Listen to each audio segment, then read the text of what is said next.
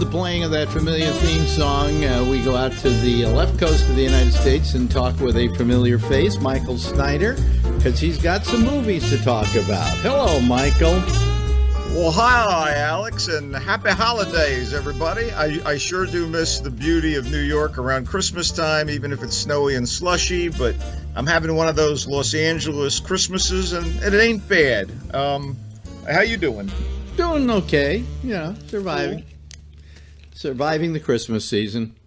Glad to hear it. Well, this means a bunch of awards, potential movies are getting released in rapid fire, and we're going to go through a bunch of them really quickly. But let's start with something that's completely populist. Jumanji, Welcome to the Jungle, in a genuine surprise. This years later sequel to Jumanji, which was a 1995 fantasy film about a dangerously magical board game named Jumanji. This thing is actually fun, funny, and entertaining, helped by solid work from an ensemble cast that's led by the quartet of Dwayne "The Rock" Johnson, Kevin Hart, Jack Black, and from Guardians of the Galaxy and Doctor Who, Karen Gillan. The original Jumanji, starring Robin Williams and Kirsten Dunst, set up the premise of a game that kind of draws its players, a handful of suburban kids, into a dimension where the actions of the game become real, endangering the flesh and blood humans and maybe trapping them inside the game, dun dun dun, forever. This new version time jumps from the mid-90s to today, and by the way, acknowledges Williams' character in a nice and simple way. There are more modern suburban kids here, high schoolers, including the nerdy, wimpy guy, a big, intellectually lazy jock, a smart but timid girl, and a very narcissistic hot girl. And when they tumble on an old video version of the game, while they're all stuck in detention, they each choose avatars, decide to play, and are sucked into the game, and they become their chosen avatars in the process. So the nerd becomes The Rock, a fearless, muscular leader. The jock becomes the diminutive Hart, kind of a skittish, vulnerable zoologist type. The timid girl becomes Gillan, who's kind of this limber, martial arts savvy babe. And the hottie becomes Jack Black, a portly, middle-aged male cartographer, and that's kind of fun. This is a little wish fulfillment, but they don't want to be stuck inside the game, so they have to go on a quest to win out and get out. And thanks to some genuinely amusing lines and good performances all around, it's a hell of a better team-up of The Rock and Kevin Hart than the lame spy comedy from last year, Central Intelligence. This is in large part due to the fact that those two guys aren't stuck with all the heavy lifting. In fact, Gillan and Black are quite good. Plus, you get the bonus of the likable Nick Jonas, and as the game's villain, the ever-adept Bobby Cannavale. The director's Jake Kasdan. He's done some good stuff in the past and mediocre things. This is pretty good, but it's just entertainment. Jumanji, Welcome to the Jungle. The Greatest Showman is a musical. I mean, since it's the holiday season, someone decided that a musical might play well with the families, and who better to headline a movie musical in 2017 than Hugh Jackman? Thus, we have The Greatest Showman, a kind of boldly imagined, but pardon the expression, whitewashed bio-musical about P.T. Barnum, the famous 19th century American entrepreneur who parlayed a freak show into the quintessential circus. And Jackman plays Barnum. Michelle Williams plays his first wife, Charity, and they're singing and dancing. I don't know if they auto-tuned Williams. She sounds pretty good. Jackson doesn't need anything like that. To the stage born. There's some decent, catchy pop songs written by the La La Land composers, Ben Pasek and Justin Paul. They're given life and soul by the mega-talented Jackman, but they don't elevate the mundane nature and the corn quotient of the script, which really glosses over some of the more sordid aspects of Barnum's life and just centers on his rise from poverty and obscurity to fame. There's some sequences with Jenny Lind, the opera singer that he championed to kind of raise his profile culturally. There's some interesting thing here and there, but solid work from Zac Efron, by the way, as Barnum's partner Philip Carlyle, and Efron's fellow Disney TV grad Zendaya as the aerialist who wins Carlyle's heart. They all seem to be having a great time with no expense spared, and that might make the movie more likable than it should be. On the level of sheer entertainment, it's okay, but, there are better things out there to watch. One of them is not Downsizing, which is a muddled, disappointing combination of science fiction, comedy, and social consciousness from one of my favorite directors, Alexander Payne. This is the guy that did The Descendants, Sideways, About Schmidt, Election. I mean, this is also the second misfire in months for lead actor Matt Damon, who was in the failure Suburbicon. This movie here, Downsizing, is like three different movies that are haphazardly spliced together. Essentially, after the discovery of organic molecular shrinking tech in the near future, the process is used as a hedge against overpopulation, with 5-inch tall people willingly moving into terrarium-sized domed communities. Only not everyone agrees to the procedure, which creates a division in society, even as the littles occasionally venture back into the big world. Paul, played by Mr. Damon, and his wife, played by Kristen Wiig, are two of those brave and civic-minded souls who decide to undergo the shrinking, but trouble ensues. And it turns out, by the way, that life among the littles is not as idyllic as touted. Essentially, Wiig is wasted, although Udo Kier and especially Christoph Waltz are fun to watch in this.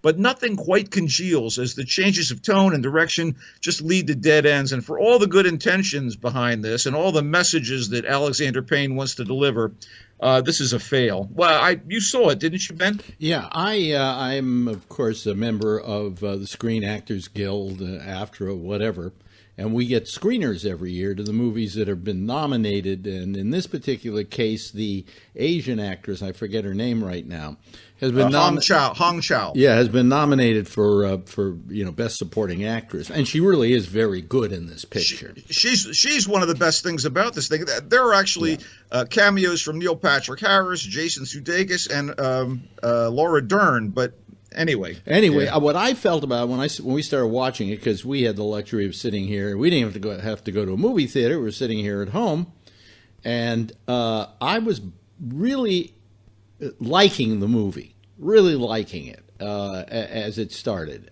The premise is well-founded.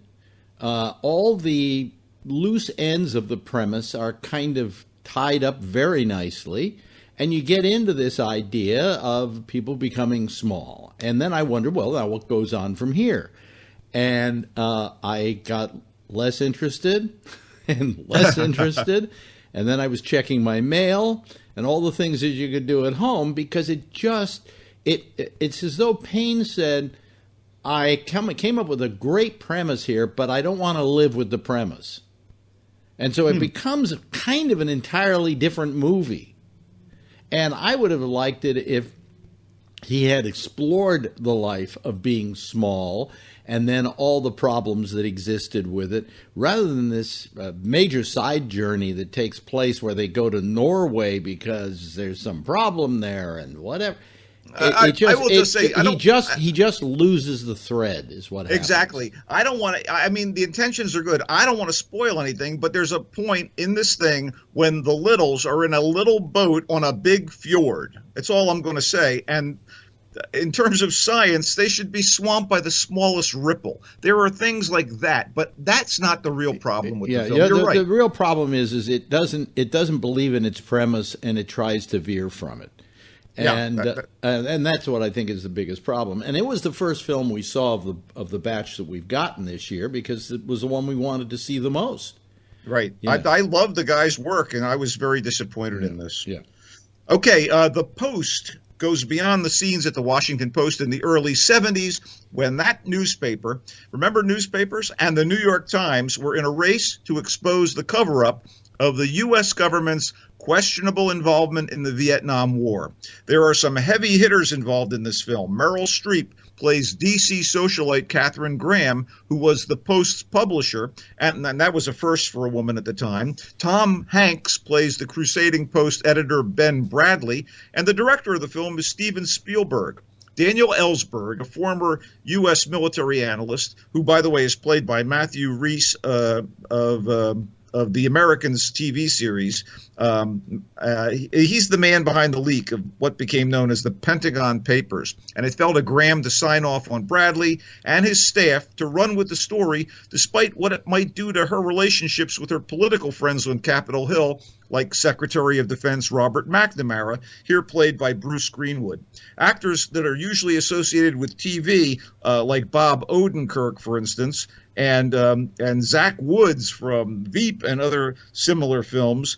They're in this thing. Bradley Whitford, David Cross is in it. I mean, it's a terrific cast, and they all raise to the level of Streep and Hanks. But as fascinating and well rendered as the story is, it's a little pat and a little by the numbers.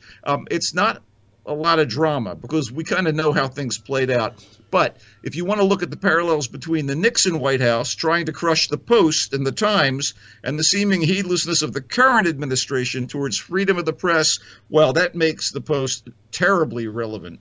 Not a bad film, certainly something you could enjoy at home. So I give it a tentative, yeah, let's say hey to the Post. All the money in the world was beleaguered by all sorts of problems. Despite these well-documented problems facing the production, Ridley Scott, the director, does a pretty solid docudrama with this film, which is a dramatization of the notorious 1973 kidnapping of John Paul Getty III in Rome. The big deal was that the kid was the grandson of the hard-nosed billionaire J. Paul Getty, who actually blanched at paying any ransom, despite the pleadings of his daughter-in-law, played here by Michelle Williams in a non-singing role, and she's quite good. As for the troubles that director Scott had to surmount to get this released before the end of the year, many of you probably already know that J. Paul Getty was originally played by Kevin Spacey, who was cut from the film upon the revelation of what seems to be disgraceful behavior of the sexual predator variety. And after most of his scenes were in the can, they needed to reshoot this stuff, and Scott tapped the great Christopher Plummer for the pivotal role of this bastard Getty. The replacement is remarkably seamless, and Plummer basically gives the best and most significant performance in the movie. The cast also including Mark Wahlberg as J. Paul Getty's right-hand man. I thought it was a pretty entertaining film to watch, and Ridley Scott knows how to make, a kind of a thriller, and this had elements of a thriller. And again, Plummer is wonderful, but I think of this in the same manner as The Post. You can kind of watch this at home when you get a chance. Okay, quickly wrapping things up, opening on Christmas Day, like that movie, Molly's Game, which is written and directed by Aaron Sorkin of TV's West Wing fame. Oddly enough, this is the first feature film he's ever directed, and it's the true story of Molly Bloom, compellingly played by Jessica Chastain, and it's an outrageous thrill ride into the shadow world of high-stakes gambling. Bloom's career as a competitive skier is derailed by an injury, and with unexpected career twists, she ends up overseeing a series of private poker games with pro card sharks, celebrities, and mobsters, earning a lot of money and attracting the attention of the FBI. Idris Elba as Bloom's lawyer, and Kevin Costner in particular as her father really upped the ante. If you ever question whether Kevin Costner is a good actor, there's a scene in here that is just wonderful to watch. So I really like Molly's Game. We'll wrap it up with Phantom Thread. Daniel Day-Lewis says he's leaving acting, and for me, he's astonishing as Reynolds Woodcock, a tightly wound, elegant, and acclaimed fashion designer in early 1950s London. Woodcock's symbiotic relationship to his sister, Leslie Manville, plays the role. She's fantastic. That relationship is jeopardized when he discovers his muse, this long-limbed beauty played by Vicky Krieps, whose love for him plays quiet havoc with his regimented life. This is also a reunion between Day-Lewis and writer-director Paul Thomas Anderson, who previously teamed on There Will Be Blood. P.T. Anderson has done some wonderful movies, including Magnolia, and this is a lovely piece of work. What else you got, buddy? You watching anything on TV? No, not really. Watching The Crown. That's, it's pretty good this year. What else? That's about it. I can't think of anything else that, comes to mind immediately. Well, you're not so much of a fan anymore, but I'm looking forward to the Christmas special for Doctor Who, which will pass the torch from Peter Capaldi as the Doctor to Jodie Whittaker, the first female Doctor. I'm curious as to how this plays out. Well, I have never said that I don't like the show anymore, but, I do think it was rather slow for the last couple of years, although last season was measurably better. And I look forward to the Christmas. I always look forward to the Doctor Who Christmas special. Who doesn't? That'll be, I know, that'll be Christmas Day on BBC America. I guess that's it. I wish you all a happy holiday. We'll check back with you in a week or two, I'm sure. Let me start running the theme here. Yeah. Okay. Yeah. Have a happy holiday season, Michael. Thank you. And we'll check in with you again, as I say. Tell them where they can get a hold of you quickly. At Twitter at Culture Blaster, and on Facebook at Michael Snyder's Culture Blast page. You can hear Alex and I and assorted other goodies. Okay. Thank you very much, Michael. And I'm Alex Bennett, and there's more GABNet coming right up.